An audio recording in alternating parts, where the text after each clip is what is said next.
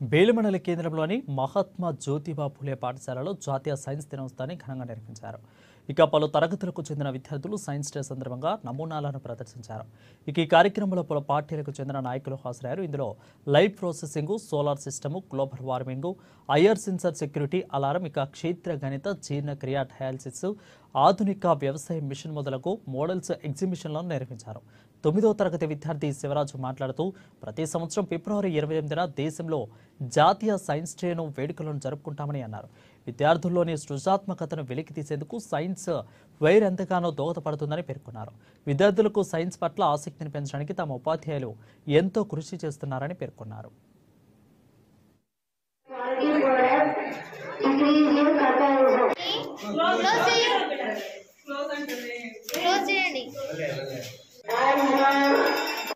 My name is Shivraj from 9th Standard. Today we are celebrating a National Science Day in our school. On this day, the C.V. Raman made a Raman effect in 1928. This day is celebrated to show the talent of the students to the world. This Science Day is celebrated all over the colleges, schools, and all over India. This day is the importance of the science, to know about the science.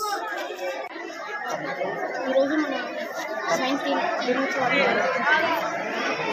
ముఖ్యంగా ఈ దినోత్సవం ఎందుకంటే sir CV Raman గారు ఈ 1928 ఫిబ్రవరి 28న Raman effect అని light ఎలా light spectrum గురించి తెలియజేస్తారు. అది ఒక మాలిక్యూల్ కానీ ఒక యాటమ్ పైన కానీ సన్ నుంచి వచ్చే లైట్ వేవ్ ఫిట్ అయ్యి తన వేవ్ లెంత్ ఎంత అయితే ఉంటుందో దానికి సమానమైన మాలిక్యూల్ని తీసుకొని అదే కలర్ని రిఫ్లెక్ట్ చేయడం ఈ ప్రాసెస్ని తెలియజేశారు. సో దీనికి గాను ఆ రోజు 1930న ఆయనకు నోబెల్ ప్రైజ్ వచ్చింది. దీన్ని పురస్కరించుకొని మనం ప్రతి సంవత్సరం ఇండియా ముఖ్యంగా భారతదేశంలో సైన్స్ డేని జరుపుకుంటున్నాం.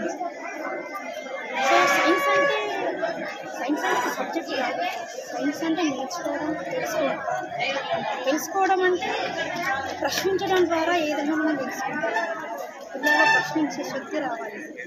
ప్రశ్నించడం అనేది సైన్స్ కాదు. ప్రతి సబ్జెక్ట్ని డెవలప్ చేయాలి. సైన్స్ ప్రతి దాంతో కనెక్ట్ అయి ఉంటుంది. సో పిల్లల్లో ఈ ఇన్నోవేషన్ థాట్స్ని పెంపొందించడం కోసం మేము ఈరోజు